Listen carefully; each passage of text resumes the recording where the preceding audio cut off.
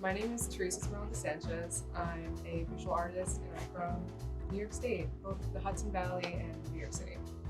I've been printmaking for 4 years now. I started in 2017 when I was in college. Before I knew it, I was thrown into intaglio printmaking, so I've been doing that since. And the linocuts I started in 2020. I just did that at home, just racked up a bunch over the year. I do two forms of printmaking. I do linocuts and intaglio. Intaglio is on metal plates. Linocuts is anything rubber essentially, but it's traditionally with linoleum.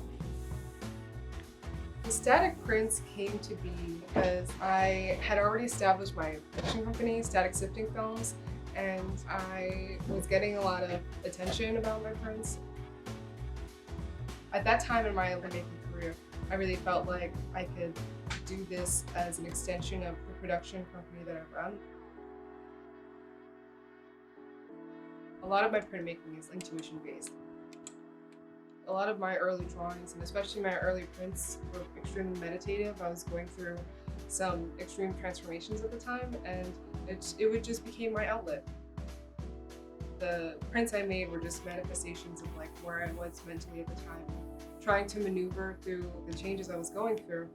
I just followed my intuition with my work. Actually carving it is like a whole other process because it's so methodical. I just get to like go somewhere else because all the lines are there. I just have to trace and carve. For a lot of these prints, what you see is basically the first draft. I don't really do a lot of revisions. Once I kind of like have an idea, it's just a matter of piecing it together on paper.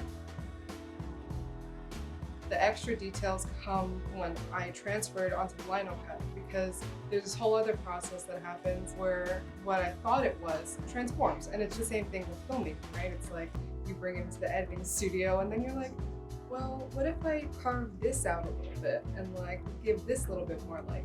And it's challenging because once you take away from the linocut, you can't put back. Like whatever you carved, you can't fill in again.